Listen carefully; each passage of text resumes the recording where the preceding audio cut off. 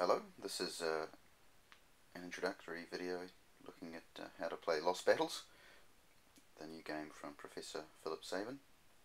Well, it's not actually a new game, but it's been newly released as a board game. So, probably for the people who are watching this, you've received the game in the mail and you've looked at it and thought that looks pretty impressive. Then you've seen the weighty rulebook which accompanies it and thought, what am I going to do next? So the idea of this video is to get you through that what am I going to do next phase.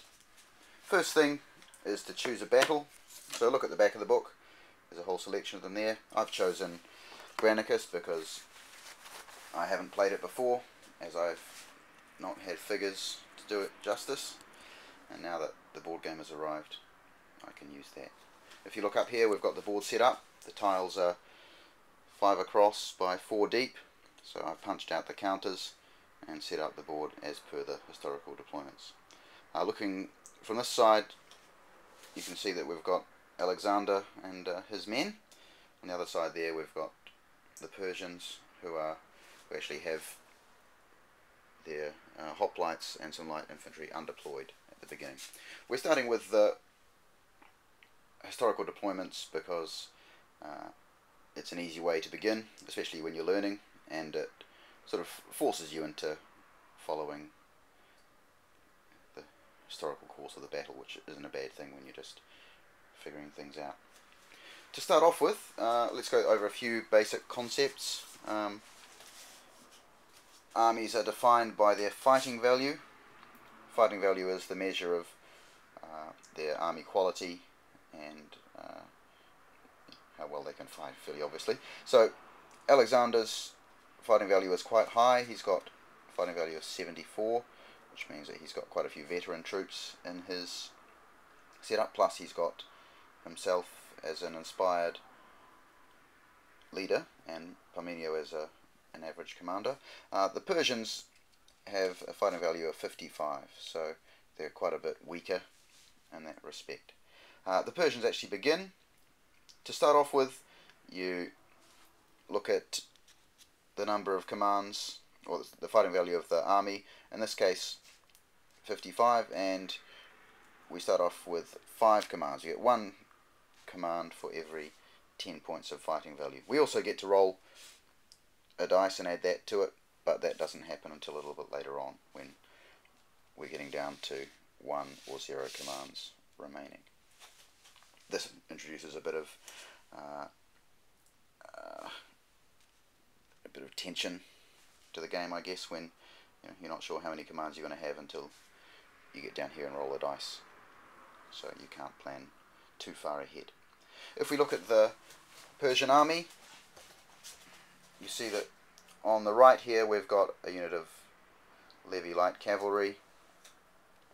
In the central zones we've got 3 units, 3 zones, all of which have 4 cavalry units in them, and on the left here we've got 2 units of cavalry again, and undeployed at this stage we've got the 3 units of hoplites and 3 units of light infantry as well. So you use commands to activate zones to move and fight, or move or fight. So in this case we've got a lot of groups, so each group costs 2 commands to activate.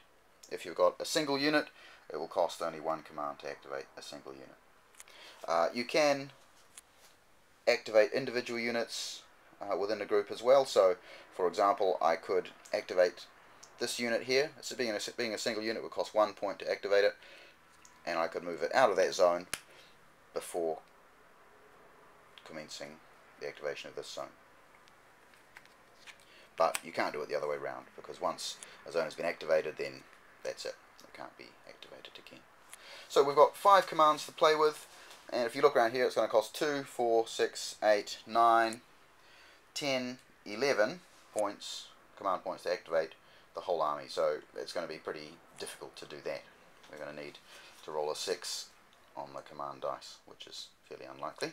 So we'll start off with prioritizing our movement. So first of all, we're going to need to attack here, which is going to cost 2 points. It's important to attack here because we're facing Alexander, who is he's the head of the snake, pretty much. In the centre, we've got some phalangites there, so again, we're probably going to want to attack. So that's going to be 4 of our commands used up. Over here, we've got Parmenio up there. We probably don't want to get too close to him if we can avoid it, so we can probably let these guys sit and do nothing for a little bit. Over here, these light cavalry units, chaps will probably try and coordinate with these guys, so they're not so urgent either at this stage.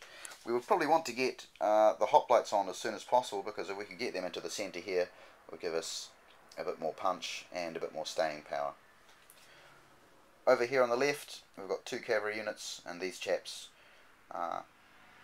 we probably don't want to advance them into combat, but we probably want to have them ready to receive a charge if we can. So we're going to spend 2 commands here, 2 commands here, and then whatever comes up, we'll see what we can do with those.